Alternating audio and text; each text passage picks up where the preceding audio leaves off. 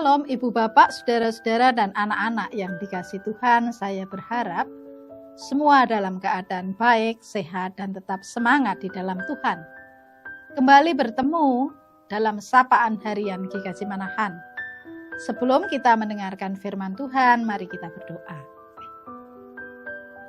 Segala puji kami naikkan di hadirat-Mu Tuhan yang boleh kami kenal dalam diri Tuhan Yesus Kristus, yang bangkit dari antara orang mati, yang mengalahkan kuasa kematian.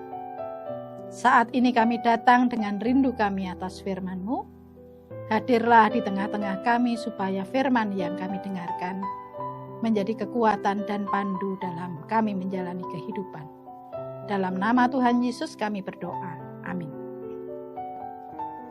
Firman Tuhan yang bersama-sama akan kita renungkan saat ini diambil dari kitab Matius 28 ayat 5 sampai dengan ayat yang ke-7 yang demikian bunyinya. Akan tetapi malaikat itu berkata kepada perempuan-perempuan itu, "Janganlah kamu takut, sebab aku tahu kamu mencari Yesus yang disalibkan itu. Ia tidak ada di sini, sebab ia telah bangkit sama seperti yang telah dikatakannya. Mari lihatlah tempat ia berbaring. Dan segeralah pergi dan katakan kepada murid-muridnya bahwa ia telah bangkit dari antara orang mati. Ia mendahului kamu ke Galilea. Di sana kamu akan melihat dia. Sesungguhnya aku telah mengatakannya kepadamu." Demikian firman Tuhan. Ibu, Bapak, dan saudara-saudara serta anak-anak yang dikasihi Tuhan, selamat Paskah.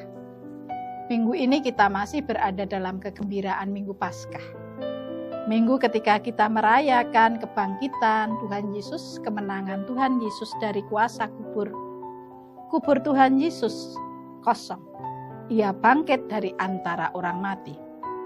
Hal inilah yang telah disaksikan oleh Maria Magdalena dan Maria lain ketika hari pertama minggu itu mereka menengok kubur Tuhan Yesus. Hati mereka diliputi dengan duka, peristiwa kematian Tuhan Yesus masih berada di benak mereka. Namun peristiwa besar yang terjadi ketika mereka datang ke kubur Tuhan Yesus itu sebagai tanda cintanya mereka kepada Tuhan Yesus. Dan apa yang terjadi ketika mereka sampai di kubur Tuhan Yesus? Gempa terjadi di tempat itu, membuat para perempuan itu sangat ketakutan. Bahkan para penjaga kubur pun juga ketakutan. Tidak hanya itu, tampak malaikat yang menggulingkan batu kubur, dan malaikat tersebut mengatakan bahwa Yesus telah bangkit. Sebuah peristiwa yang sulit dimengerti oleh logika manusia. Namun peristiwa itu juga menunjukkan kemahakuasaan Tuhan Yesus.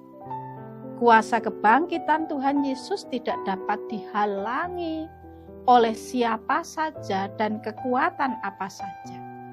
Meskipun para imam berusaha untuk menghalanginya, kuasa kebangkitan Tuhan Yesus tetap membuat batu itu terguling. Yang menarik ialah bahwa peristiwa kebangkitan Tuhan Yesus harus diwartakan kepada murid-murid Tuhan Yesus. Dan para perempuanlah yang mendapatkan mandat untuk menjadi saksi atas kebangkitan Tuhan Yesus. Matius 28 ayat 7 tadi mengatakan, "Dan segeralah pergi dan katakan kepada murid-muridnya bahwa ia bangkit dari antara orang mati." Sebuah tugas di luar kelasiman. Di tengah budaya patriarki yang sangat kuat, pada saat itu kesaksian perempuan tidak bisa diterima. Bukan karena isi kesaksiannya, tetapi karena yang menyampaikan adalah perempuan. Hal ini menunjukkan ketimpangan relasi antara perempuan dan laki-laki pada saat itu.